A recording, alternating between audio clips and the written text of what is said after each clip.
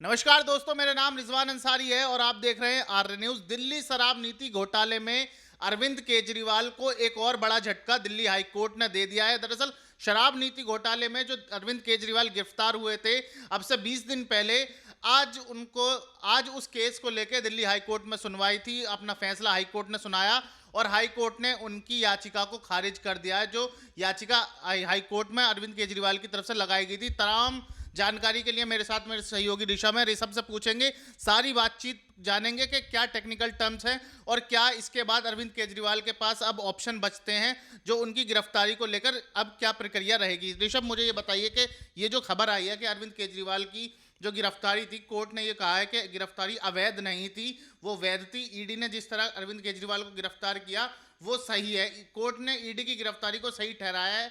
अब इसके बाद अरविंद केजरीवाल के पास क्या क्या ऑप्शन बचते हैं और लोकसभा चुनाव को लेकर भी ये क्या फलक पर क्या टर्म है इसके बाद। देखिए रिजवान, सबसे पहले तो मैं आज बता दूं, ये जो आज पूरी शराब नीति घोटाले के अंदर जो दिल्ली हाई कोर्ट के अंदर जो ये पूरी सुनवाई हुई है, तो ये सुनवाई जो हुई है ये रिमांड गिरफ्तारी के खिलाफ हुई है। कोर्ट ने शुरू में ही सबसे पहले कहा कि ये जो याचिका थी और ये जो सुनवाई हो रही है ये रिमांड गिरफ्तारी के खिलाफ हो रही है, ना कि जमानत के लिए हो रही है।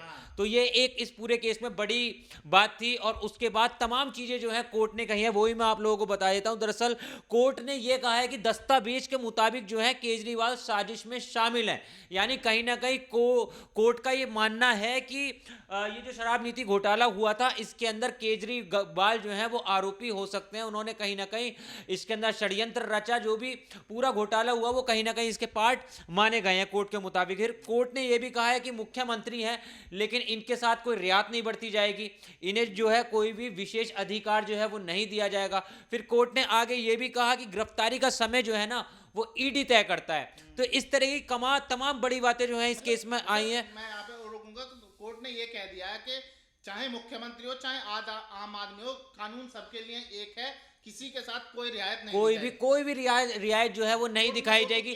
जैसे थी? तमाम तरीके की बातें निकल कर आ रही थी कि जेल में रहेंगे, जेल के बाद क्या नाम है ये सुविधाएं मिल सकती हैं मुख्यमंत्री होने के नाते, तमाम चीजें। तो कोर्ट ने इस चीज पे सीधे कह दिया है कि विशेष अधिकार कोई सा भी नहीं मिलेगा, भले ही वो मुख्यमंत्री हैं या नहीं है, लेकिन इस वक्त तो मुख्यमंत्री हैं वो। फिर दिल्ली कोर्ट ने आगे कहा है कि केजरीवाल की गिरफ्तारी जो हुई है उसका फैसला बिल्कुल सही है।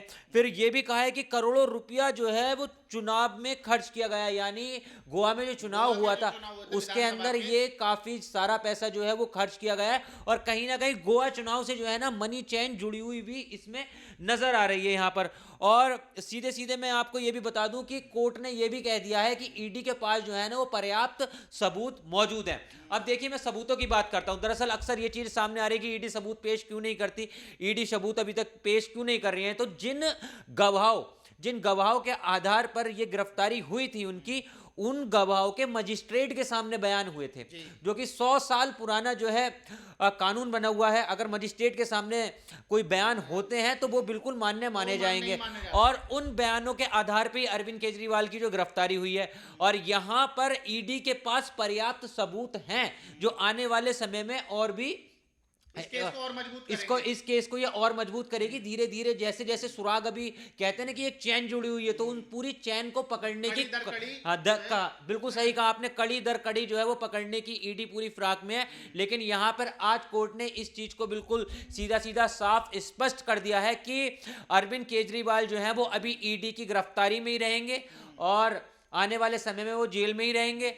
और यहां पर यह भी है कि ईडी जो है वो उसके पास पर्याप्त सबूत मौजूद पाए गए हैं यहाँ पे। ऋषभ, अब देखिए चले, दिल्ली हाई कोर्ट ने तो अरविंद केजरीवाल के इस जो याचिका थी उसको खारिज कर दिया और दो टूक जवाब भी कह दिया कि हम इसको नहीं मानते और ईडी ने जो गिरफ्तारी की है वो बिल्कुल सही है, ईडी के पास पर्याप्त सबूत हैं, ईडी की गिरफ्तारी बिल्कुल सही है।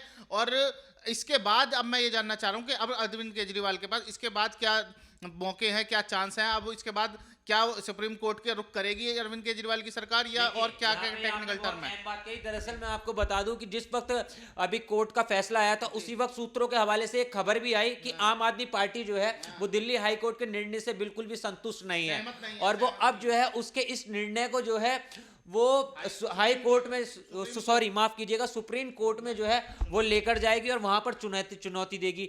तो हाई कोर्ट ने, इससे भी कोई दिक्कत नहीं है, हाई कोर्ट ने सीधा सीधा कह दिया सुप्रीम कोर्ट आप जा सकते हैं। तो यहाँ पर सुप्रीम कोर्ट में अगर वो याचिका दायर करते हैं, आगे अपील करते हैं, तो ये देखने वाली बात होगी कि सुप्रीम कोर्ट जो है इस पूरे मामले में क्या कुछ फैसला देता है यहाँ पर। लेकिन अरविंद केजरीवाल के पास अभी एक ये ऑप्शन है कि वो सुप्रीम कोर्ट जा सकते हैं और उनके केस में जो भी है वो सारी सुप्रीम कोर्ट के सामने वो बातें रख सकते हैं यहाँ पे। बिल्कुल बिल्कुल, देखिए अब सुप्रीम कोर्ट एकमात्र जरिया बचा है अब आम आदमी पार्टी के पास, क्योंकि लोअर कोर्ट, फिर हाई कोर्ट और अब सुप्रीम कोर्ट का रुख अरविंद केजरीवाल की पार्टी करने जा रही है। लेकिन ये सब चीज एक तरफ, सिर पर लोकसभा चुनाव है, आम आदमी पार्टी कांग्रेस के साथ दिल्ली में चुनाव मिलकर लड़ रही है, 3-4 का समीकरण तय हुआ है, 3 सीट कांग्रेस को जा रही है, 4 सीट आम आदमी पार्टी ले रही है।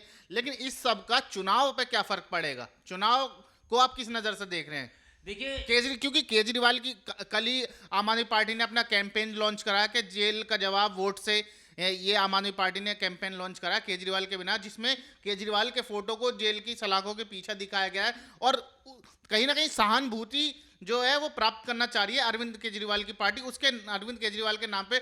और आज हाई कोर्ट से इसकी याचिका खारिज हो गई और कोर्ट ने कहा कि भाई ये तो जेल में रहेंगे। तो इसका चुनाव में क्या इम्पैक्ट पड़ेगा? देखिए, भारत के अंदर न्यायपालिका को सर्वोपरि माना जाता है। जो कोर्ट का आदेश होता है उसे हर व्यक्ति को जो है भारत के अंदर मानना पड़ता है, और कोर्ट कोई ऐसे ही जो है सुनवाई नहीं कर देता।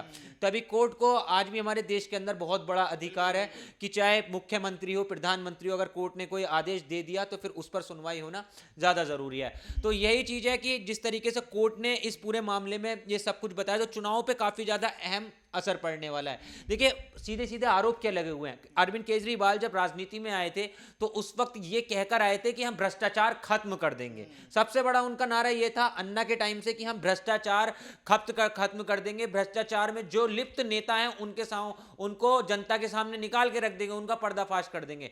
तो उस तरह की ये बातें जो हैं अरविंद केजरीवाल किया करते थे। लेकिन अब खुद मनी लॉन्ड्रिंग के केस में ये जो है तिहाड़ जेल की हवा काट रहे हैं, भ्रष्टाचार के इन पर गंभीर आरोप लगे हैं, और जहां तक कि ये कहते थे कि ये सारा झूठ है, ये सब कुछ उनके साथ षड्यंत्र हो रहा है, राजनीति के तहत उन्हें राजनीति भेदभाव के चलते उन्हें फंसाने की कोशिश की जा रही है, बीजेपी उन्हें जेल में डलवा के दिल्ली की गद्दी पाना चाहती है। तो इस तमाम तरह की बातें जो की जा रही थी, लेकिन यहां पर अब कोर्ट जिस तरीके से अपना निर्णय दे रहा है उस पर शक नहीं किया जा सकता। कोर्ट का निर्णय जो है वो सर्वोपरि है। अब कोर्ट ने खुद कह दिया है कि ईडी के पास पर्याप्त सबूत हैं और अरविंद केजरीवाल जो हैं वो कहीं ना कहीं घोटाले में शामिल हैं। तो इससे एक जो पढ़ा लिखा तबका है दिल्ली का, वो कहीं ना कहीं इस बात पे सोचने में मजबूर हो जाएगा कि आखिर आज तक दिल्ली की जनता जो थी, अगर ये सब कुछ सही है तो फिर कितने बड़े धोखे में थी। बिल्कुल सही बात है। देखिए, कोर्ट ने ये बात कही कि हम कानून से बंधे, हम राजनीति से नहीं बंधे, और इस पर राजनीति आम आदमी पार्टी कर रही है, वो सहानुभूति ले रही है। अरविंद केजरीवाल की गिरफ्तारी से उन्होंने कैंपेन लॉन्च करा, और अब जब केजरीवाल को हाई कोर्ट से झटका लग गया है, अब केजरीवाल की पार्टी सुप्रीम कोर्ट में पहुंच रही है। मैं आपको एक बड़ी जानकारी और दे देता हूं। दरअसल हर किसी के जहन में, हर किसी के मन में इस वक्त ये सवाल है कि अरविंद केजरीवाल जो हैं क्या वो गिरफ्तार होने के बावजूद भी जेल से सरकार चला सकते हैं या नहीं चला सकते हैं। तो देखिए, मैं आपको बता दूं, एक बहुत ही वरिष्ठ वकील है, मेरी उनसे इस मुद्दे पर बातचीत हुई थी। उन्होंने सीधा सीधा मुझे जो चीज़ें बताई, उन्होंने बताया ये, और जहां तक मैंने भी रिसर्च की तो यही पता चला कि संविधान में ऐसा कोई प्रावधान नहीं है कि कोई मुख्यमंत्री, कोई प्रधानमंत्री अगर कोई क्राइम करता है और वो जेल जाता है तो उसके बावजूद भी वो सरकार चला सकता है। ऐसा नहीं है कि उसे ज़रूरी तौर पर जो है इस्तीफा देना होगा, वो सरकार चला सकता है। लेकिन क्या है कि हमारा भारतीय संविधान जो है वो एक जैविक प्रणाली है, यानी नैतिकता भी है और उसके अंदर व्यवहारिकता भी है। जैविक है मतलब एक तरह से, तो उसमें भले ही संविधान के अकॉर्डिंग वो सरकार चला सकते हैं, लेकिन वहीं पे दूसरी चीज ये है कि एक मुख्यमंत्री का जो दायित्व है वो ये नहीं है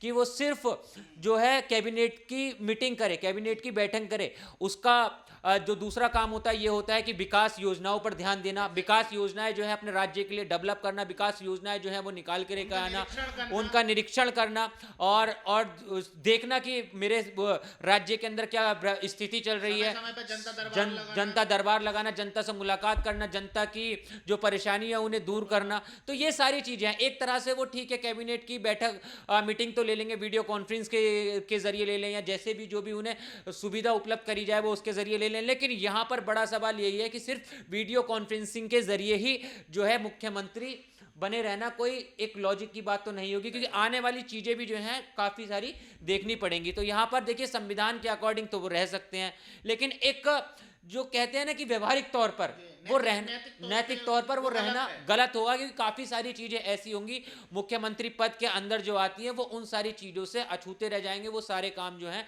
वो नहीं कर पाएंगे और शायद इसका असर ये होगा कि अरविंद केजरीवाल धीरे धीरे जनता से भी दूर ना हो जाए या फिर उनकी आम आदमी पार्टी जो है वो ही कहीं जनता से दूर ना हो जाए। तो देखा आपने किस तरह से अरविंद केजरीवाल को ऋषभ ने बताया कि कई सारी टर्म हैं, अब केजरीवाल को झटका लग चुका है हाई कोर्ट से। सिर्फ एकमात्र एक उपाय है उनके पास सुप्रीम कोर्ट। अगर सुप्रीम कोर्ट भी केजरीवाल को अंतरिम राहत नहीं देता है तो केजरीवाल के लिए बहुत ज़्यादा मुश्किलें बढ़ जाएंगी। वहीं आम आदमी पार्टी के लिए भी ये बहुत शर्मनाक बात है कि उनका एक मुख्यमंत्री जो उनका सर्वेसर्वा राष्ट्रीय अध्यक्ष है वो घोटाले में, भ्रष्टाचार के घोटाले में, जो लोग ये कह के आए थे कि हम भ्रष्टाचार खत्म कर देंगे, वो आज खुद भ्रष्टाचार के मामले में जेल में है। और आगे ये देखना दिलचस्प होगा कि अब सुप्रीम कोर्ट, जैसे कि सूत्रों के हवाले से खबर आ रही है, ऋषभ ने बताया कि सुप्रीम कोर्ट जाने वाली की तैयारी में, हो सकता है कल ही आम आदमी पार्टी सुप्रीम कोर्ट का रुख करे, कल ही सुप्रीम कोर्ट का रुख कर सकती है। ऋषभ भी ये बात की तस्दीक कर रहे हैं। तो अब सुप्रीम कोर्ट इस पर कब सुनवाई करता है और इस पर क्या संज्ञान लेते हुए आगे की कार्रवाई क्या होती है, ये तो अब वक्त ही तय करेगा। लेकिन अरविंद केजरीवाल से रिलेटेड सारी खबरों को जानने के लिए आप हमारे चैनल आर्य न्यूज़ को लगातार देखते रहें और लोकसभा चुनाव से स्पेशल हमारी कवरेज चल रही है पूरे देश में, उसको भी देखने के लिए हमारे चैनल को फॉलो करना बिल्कुल ना भूलें। हम मिलते हैं आपसे अगली वीडियो में।